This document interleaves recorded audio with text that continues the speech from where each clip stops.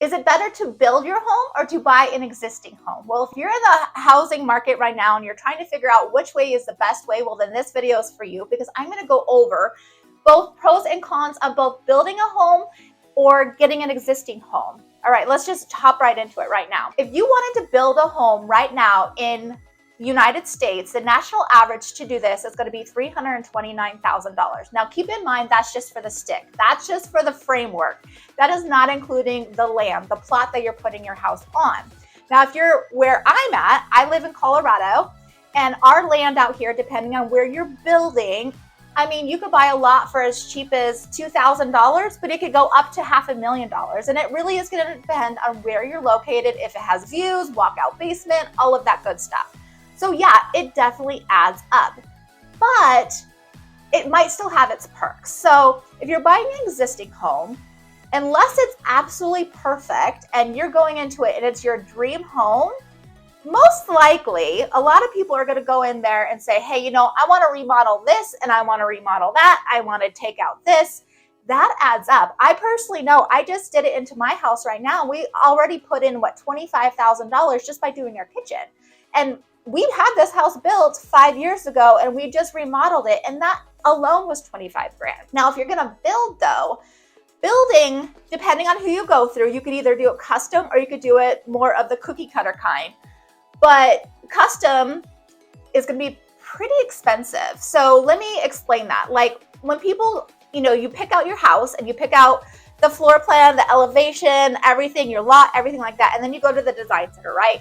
And they're like, okay, now you could design however you want. You could have your cupboards and your cabinets and your countertops, whatever you want. Well, people start realizing this adds up. And I've seen it go $100,000, $200,000 over that base price of what your house was originally costing.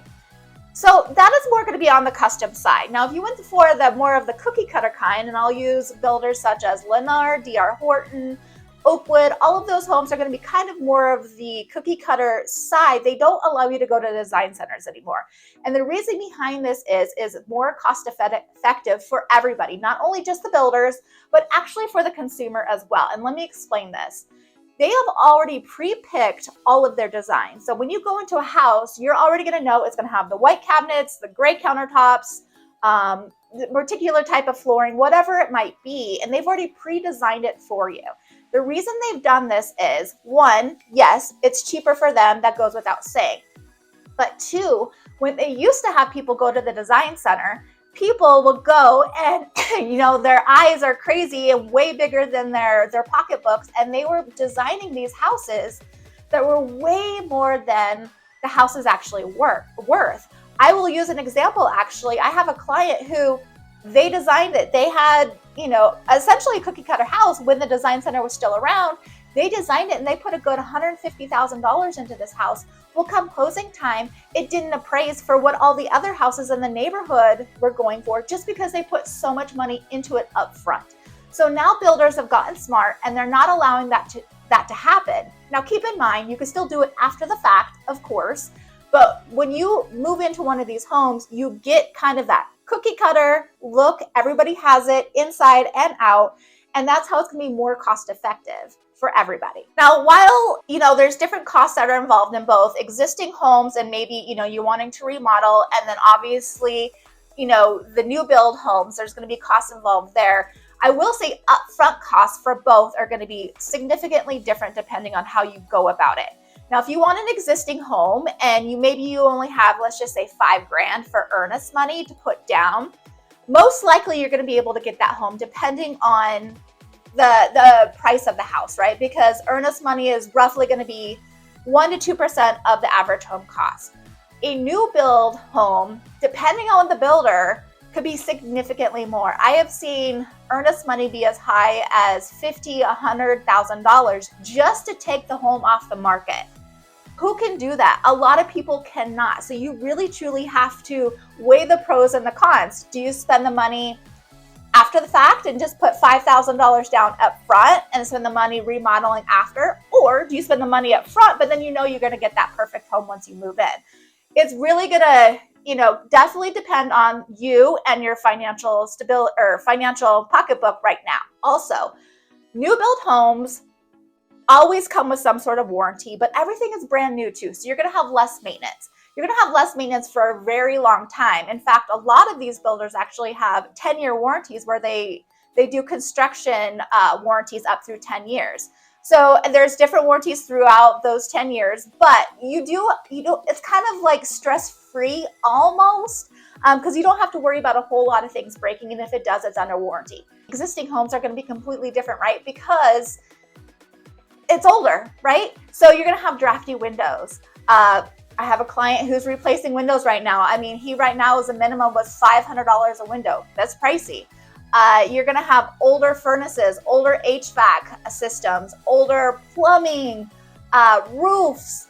All of that stuff adds up. So unless you negotiate that in the upfront offer, if it's even an option to negotiate it, depending on the seller, you might have to look at replacing those items in the future.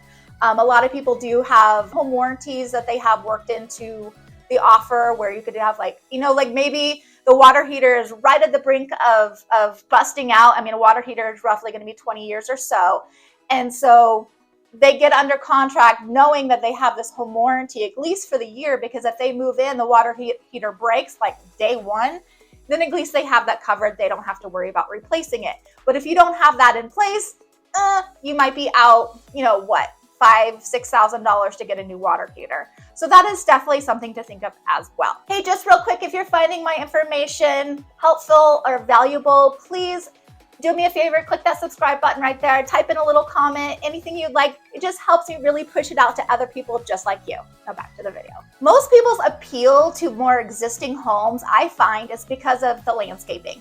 You're gonna have more of the mature trees, the more mature landscaping. It's definitely more groomed usually, probably more taken care of. It is just more of that homey neighborhood feel. Flip side, new build typically doesn't include any sort of landscaping. If you have a cookie cutter home, you're gonna have maybe the front yard. They typically give you a front yard, but honestly, it's very basic and very blah. You get the grass, you get one tree or maybe two trees and then some rock. I mean, it's very basic and all of your neighbors are gonna all look the exact same, but you get nothing in the back. So if you wanna do something great in the back, I would budget anywhere between, I don't know, $10,000 to $30,000, depending on what you want to do. And if you don't want to do it by yourself, then that's what you're gonna probably pay. Probably save some money if you did it on your own though. It's just landscaping. So keep that in mind when you're doing, trying to figure out which way is the better route as well. And then finally, existing homes cannot compete with the current offers or incentives that new builds are offering right now. It is very tough, honestly, to sell an existing home unless somebody truly wants, the mature trees and the hassle of just move-in ready. We're just moving in and it looks perfect because of the incentives right now that new builds are offering. They're offering, less money down. They're offering, say, $25,000, $30,000 just to bring your interest rate down or help you with closing costs or add on a finished basement or whatever it might be.